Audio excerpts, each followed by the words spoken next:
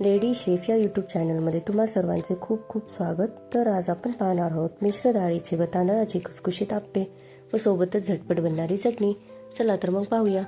मी इथे 3 वाटी तांदूळ, अर्धा वाटी हरभऱ्याची डाळ, अर्धा वाटी उडदाची डाळ, अर्धा वाटी मुगाची डाळ, अर्धा वाटी पोहे व अर्धा चमचा मेथीचे दाणे हे सकाळी भिजत घातले होते व मी आता त्याला 6 ते 7 तास छान असं भिजवून घेतलेलं आहे व मी आता त्याचे वाटण बनवत आहे।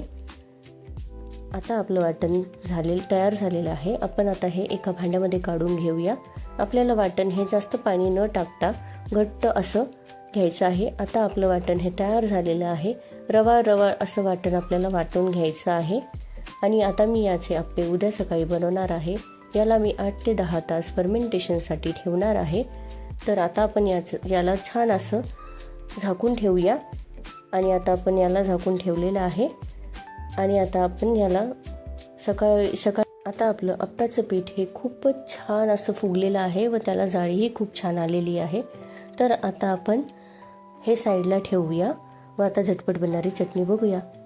तर मी इथे कोथिंबीर, कढीपत्ता, लसूण, वाळलेले खोबरे, थोडेसे डाळ व त्याच्यानंतर भाजके शेंगदाणे, जिरे, 3 ते 4 हिरवी मिरची, मीठ चवीपुरते व थोडीशी साखर घेतलेली आहे। तर आता आपण याची झटपट बनणारी चटणी बनवून घेऊया।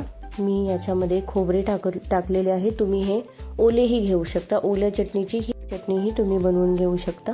आता मी याची चटणी बनवून घेणार आहे। यामध्ये मी 7 ते 8 पाने हे कढीपत्त्याची टाकली आहेत। थोडीशी साखर, चवीपुरतं मीठ टाकलेलं आहे। चला तर मग आता आपण चटणी बनवून घेऊया। यामध्ये तुम्ही पाणी तुम्हाला हवं तेवढं टाकू शकता। जर तुम्हाला पातळ हवी असेल तर पातळही बनवू शकता पाणी टाकून आणि घट्ट हवी असेल तर घट्टही बनवू शकता। आता आपली चटणी रेडी झालेली आहे। आता मी एक छोटीशी कढई घेते, त्यामध्ये तेल टाकलेलं आहे। आता आपली जी चटणी आहे ती एका भांड्यामध्ये काढून घेऊया। आता आपलं तेल तापलेलं आहे, त्यामध्ये मी मोहरी टाकून घेतलेली आहे। मोहरी छान अशी तडतडून घ्यायची आहे। आता आपली मोहरी इथे छान अशी तडतडलेली आहे।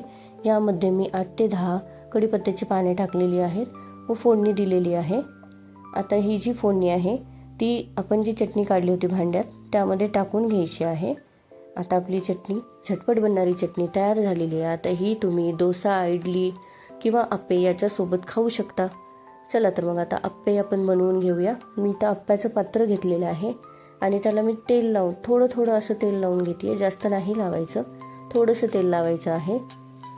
माझं तेल लावून झालेलं आहे। आता मी गॅस वरती ठेवणार आहे लो फ्लेम करून। आता आपण आप्प्याचं जे पीठ आपण तयार केलेलं होतं ते टाकून घेऊया। पहिल्यांदा हे साईडने टाकायचं आहे। आता माझं जे पीठ आहे ते सगळीकडे टाकून होत आहे, झालेलं आहे आता माझं पीठ टाकून। आता मी याला 4 ते 5 मिनिटासाठी झाकून ठेवणार आहे।